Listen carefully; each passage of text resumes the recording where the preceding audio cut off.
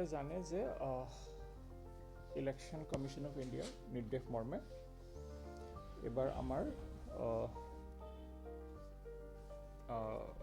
এছআৰ আমি চলাইছিলোঁ।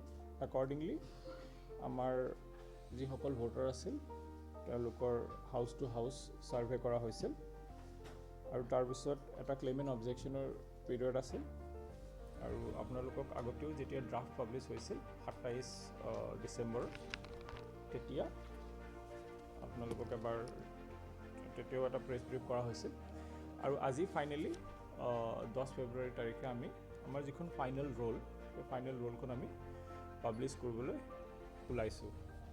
আৰু যিহেতু আপোনালোকে জানে যে এই বছৰত আমাৰ অসমত বিধানসভাৰ ইলেকশ্যনো হ'ব, তো সেই মৰ্মেও এইবাৰৰ ফাইনেল ৰোলখন যথেষ্ট ইম্পৰ্টেণ্ট। মই আপোনালোকক কেইটামান পইণ্ট আকৌ এবাৰ আপোনালোকক কৈ দিব বিচাৰিম যে আমি যিখন ড্ৰাফ্ট পাব্লিছ কৰিছিলোঁ সেইখন 27 ডিচেম্বৰত পাব্লিছ কৰিছিলোঁ আৰু তাৰপিছত ক্লেইম এণ্ড অবজেকশ্যনখিনি আমি 27 ডিচেম্বৰৰ পৰা 22 জানুৱাৰীলৈকে লৈছিলোঁ আৰু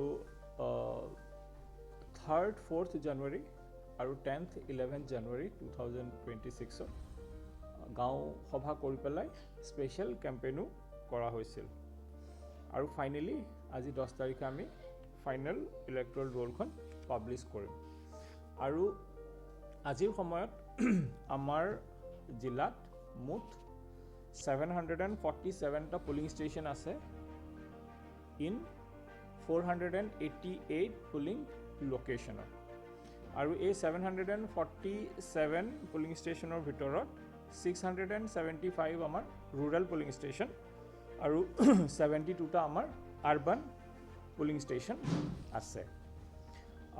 যেতিয়া আমি ড্ৰাফ্ট ৰোল পাব্লিছ কৰিছিলোঁ 27 ডিচেম্বৰ 2025 তেতিয়া আমাৰ টোটেল ভোটাৰ আছিল 5,83,128 আৰু যেতিয়া আমি ফাইনেল ৰোল এতিয়া পাব্লিছ কৰিম আমাৰ ভোটাৰ সংখ্যা হৈছে 5,86,842. So there is a net increase of 3,714 voters. So percentage increase যদি আমি চাওঁ it is 0.64% increase.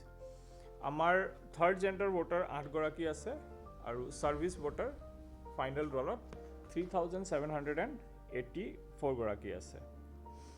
আৰু যদি আমি আমাৰ জেণ্ডাৰ ৰেচিঅ'টো চাওঁ তেতিয়াহ'লে আমাৰ ফাইনেল ৰোলৰ যিটো জেণ্ডাৰ ৰেচিঅ' ইট ইজ 978 আৰু যিটো ইপি ৰেচিঅ' বুলি কোৱা হয় that is elector to population ratio' সেইটো এৰাউণ্ড 63.36%.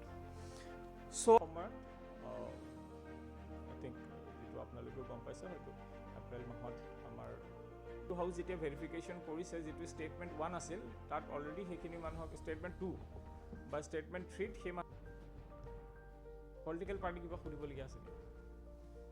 ফাইনেল ৰোলখন দিয়া আছেনে? এটা কপি দি আমি ফটো এখন ল'ব লাগিব।